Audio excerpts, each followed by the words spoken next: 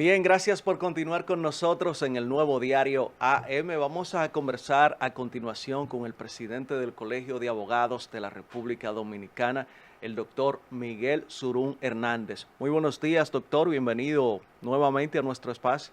Buenos días, que el Señor los bendiga a todos ustedes, a este gran equipo encabezado por Don Tuto, una persona que todos queremos, al igual que a todo el distinguido elenco que de corazón hacen de cada día lo que es un manantial de noticias objetivas en favor de la República Dominicana. Muchísimas gracias, doctor. Bendiciones también para usted. Doctor, usted sabe que ayer vimos en la noticia que un tribunal de San Pedro de Macorís liberó a un reo que llevaba 3 años allí, de acuerdo al colegio, de manera injustificada. Estuvo vinculado, sabemos que desde que se dio a conocer la información, la institución que usted representa estuvo al tanto del caso, pero nos gustaría saber finalmente qué pudieron ustedes hacer para lograr la libertad de este señor. Mira, ninguna persona que se precie de ser humano hubiera permanecido pasivo ante una injusticia como lo representa el caso de Rudy Santos Ramírez. Estamos hablando de un discapacitado, él no tiene la mano izquierda, no la tiene, simplemente es una persona con una discapacidad bastante fuerte, que en lugar de estar en las calles pidiendo, mendigando o atracando, pues simple y llanamente decide aprender una labor, es mecánico, es soldador, y con esfuerzo y trabajo construye un anexo en su casa. Ese anexo lo renta, lo alquila, y la persona que se mudó ahí solamente pagó el alquiler, más nunca le pagó un solo centavo. O sea, el depósito pagó. El depósito solamente. Y para evitar el pago, le hizo 2 acusaciones. Una primera acusación por violación sexual que fue desechada por falta de pruebas. La segunda acusación fue de golpes y heridas que, de conformidad con el análisis del médico forense, fueron agresiones verbales, y lo está por escrito, con un periodo de convalecencia, según el médico legista, el perito, de 5 días. Pues gracias a ese relajo, la justicia lo envía por un mes y ese mes se convierte en 3 años. ¿Qué acontece? Que en la República Dominicana, cuando se trata de personas de escasos recursos económicos, existe la presunción de culpabilidad. Esto es, toda persona que es acusada... Contrario a la Constitución. No, en la Constitución no existe para los pobres. Eso es una falsedad, eso es una quimera. Toda persona se presume culpable hasta que él logre demostrar, más allá de una duda razonable y cuidado, su inocencia. Peor aún, botan la llave. Y tan es así que solamente basta verificar el artículo 241, la forma en que se aplica en favor de corruptos, en favor de narcotraficantes, en favor de personas con dinero. Ese artículo 241 del Código Procesal Penal dice textualmente: la prisión preventiva finaliza al cumplirse 12 meses. Yo quiero que alguien de los que me está viendo, o ustedes, me digan qué parte de la palabra finaliza no se entiende.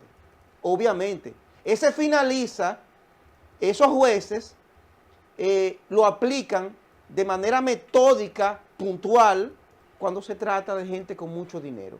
Cuando se trata, por ejemplo, vamos a hablar de San Pedro, del caso de la abogada que fue asesinada por su expareja. Señores, ese señor había estado preso en 4 oportunidades, una de las cuales por agredir a puñaladas a su expareja. Agredirle a puñaladas, y logra salir de la cárcel apenas 3, 4 meses de haber sido enviado ahí, y la rellena a tiros. Eso lamentablemente no tiene forma de justificarse, máxime en el caso de la especie, en el caso de Rudy, ese muchacho que él, por denunciar públicamente el secuestro de que era víctima por parte de la justicia dominicana por ser pobre, porque esa es la realidad, pues lo mandaron a la plancha, a una celda de castigo, una persona, señores, que es acusada de violencia de género, cuando la violencia de género es un delito especial que se configura cuando las agresiones se producen por el género. O sea, usted ataca a una mujer no por una discusión, no por cualquier cosa, sino por la calidad de género, en función de su género. Peor aún, se configuró, se falsificó una acusación de agresión a los menores, cuando los menores ni siquiera se mencionan, ni en la denuncia inicial, ni siquiera en el certificado de análisis forense, que es nulo de pleno derecho por contradicción. Lo grave del caso es que esos jueces, al momento de condenar a ese infeliz a 5 años, que gracias a Dios que la Corte revocó esa sentencia, ustedes saben el razonamiento que tuvieron esos jueces, de ese tribunal colegiado, esas personas que supuestamente deben garantizar los derechos de los justiciables, que el certificado médico forense, cuando dice que la agresión fue verbal y no física, seguramente se cometió un error material ahí. Pero, doctor, escúcheme que le interrumpa, porque este es un tema que yo creo que le interesa a todo el mundo. Pero la inquietud mía es la siguiente. Esas personas, esos actores del sistema de justicia, que evidentemente no impartieron realmente justicia, sino que tomaron parte en el asunto, no son pasibles de ser sometidos a la justicia. La Constitución, las leyes dominicanas no establecen en alguna de sus partes que esas personas pueden ser inclusive condenadas cuando se demuestre que no han actuado en el buen uso del derecho, que no han hecho un buen ejercicio de justicia. Obviamente que sí. El obstáculo subyace en el hecho de que en estos momentos, a pesar de que tuvieron obligatoriamente, gracias a la presión de esta sociedad, que poner en libertad a Rudy Santos Ramírez, su suerte está en manos de esas personas. En un expediente, sin víctima, sin prueba, o sea, sin certificado de análisis forense, porque el que está depositado en el expediente, pues es nulo porque es contradictorio. O tiene lesiones físicas o fue una agresión verbal. Y por vía de consecuencia, a la luz del principio de favorabilidad consagrado en la normativa procesal penal, tiene que aplicarse ese criterio. Obviamente, para los pobres es todo lo contrario. Como dice una parte en perjuicio del imputado, esa es la que se toma. Y lo grave del caso no es quizás lo que le pasó a Rudy Santos Ramírez. Eso no es lo grave del caso. Lo grave del caso es que Rudy Santos Ramírez es uno de 16,000 privados de libertad que en este momento están en condición de preventivos con el plazo del 241 totalmente vencido. Con mis propios ojos presencié en el día de ayer, en el momento que estaba esperando la audiencia de Rudy Santos Ramírez, otro procesado con 5 años. Pero en ese punto, doctor, nosotros entrevistamos aquí al doctor que se encarga de los abogados de la Defensoría del Estado Dominicano, que viene siendo pues un órgano que debería, dentro de mi poco conocimiento en materia penal, de tener el mismo rango incluso que la Procuraduría, porque la Procuraduría Federal del Estado y estos son defensores de los ciudadanos, entonces tienen un rol de defensoría.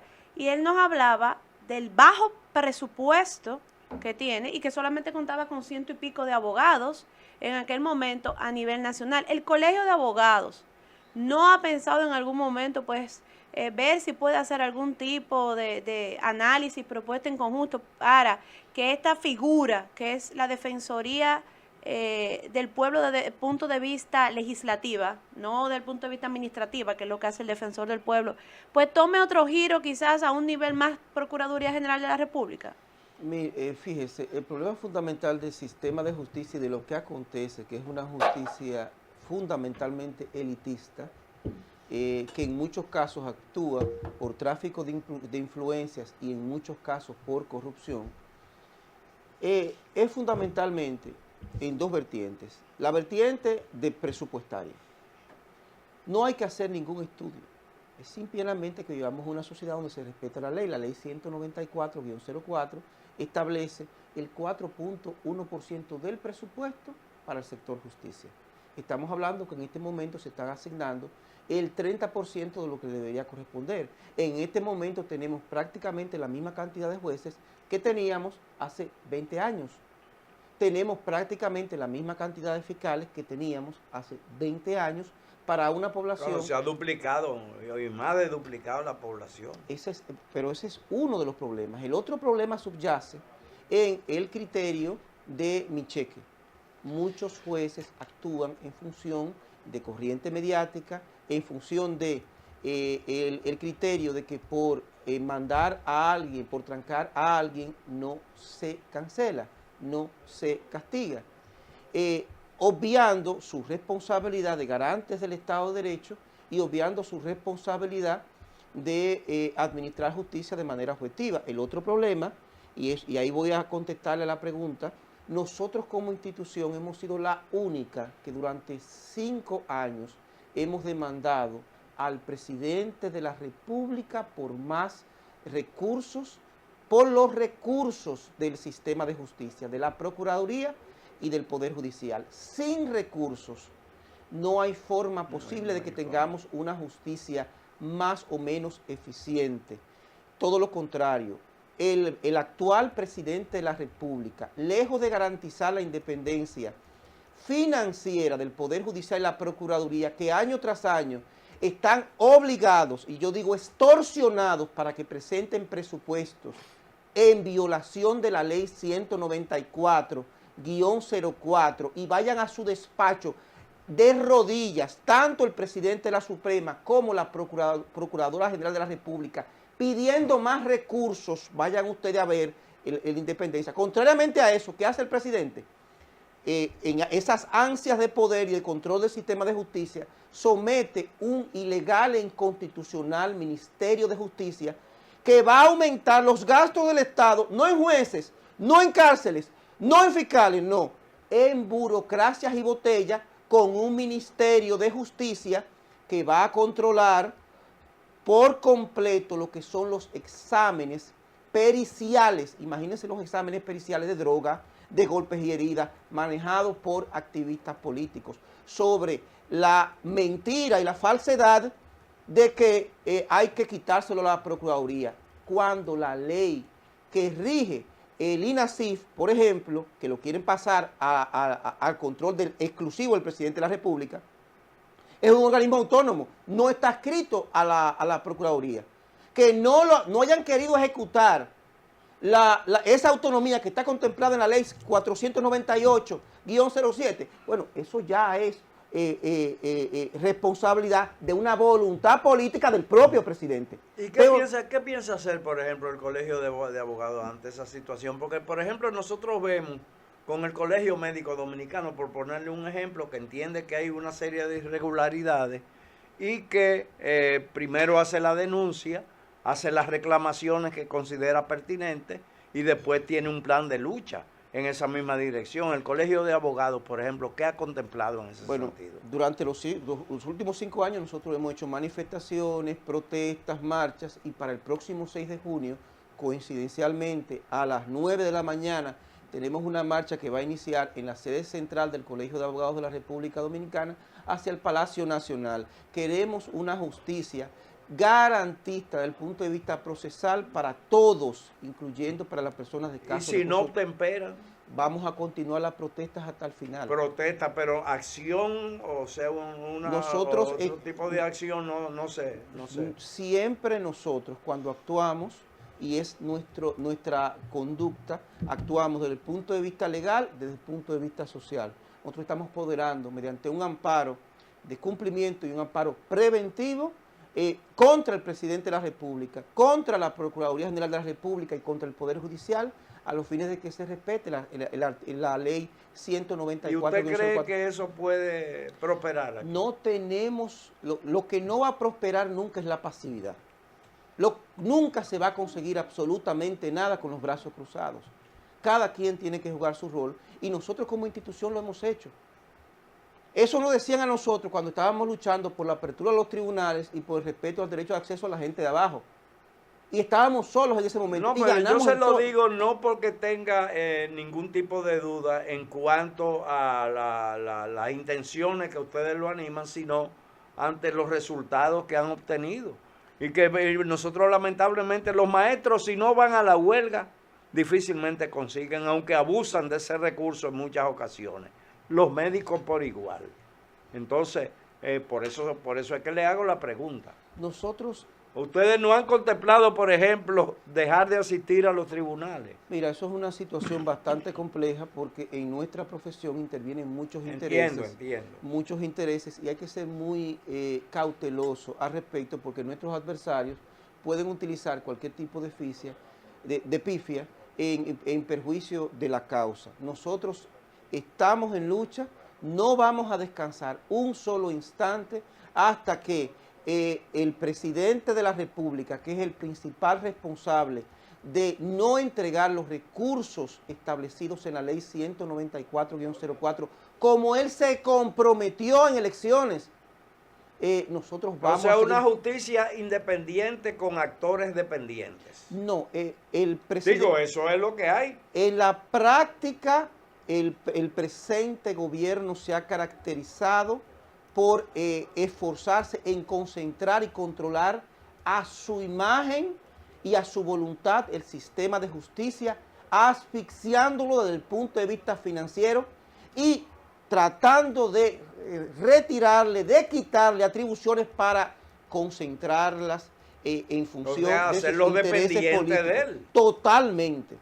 Estamos en presencia de un gobierno que se abroga inclusive las atribuciones, que pretende abrogarse las atribuciones hasta del defensor del pueblo, en un contrasentido a lo que se dijo en campaña, porque a este país se le prometió, número uno, respetar la ley 194 porque fue un compromiso de nación, y en segundo lugar, garantizar una justicia independiente, que es todo lo contrario a la actuación del actual presidente, que quiere controlar hasta el último elemento, paso y acto que se toma en materia de justicia en la República Dominicana. Doctor, muchísimas gracias. Que el Señor los bendiga. Amén. Amén. Bien, señores, hemos conversado con el director o el presidente del Colegio de Abogados de la República Dominicana, el doctor Miguel Surún Hernández. Las gracias a ustedes por su sintonía. Mañana nuevamente nos reencontraremos por acá. Dios mediante. Bye, bye. Pásenla bien.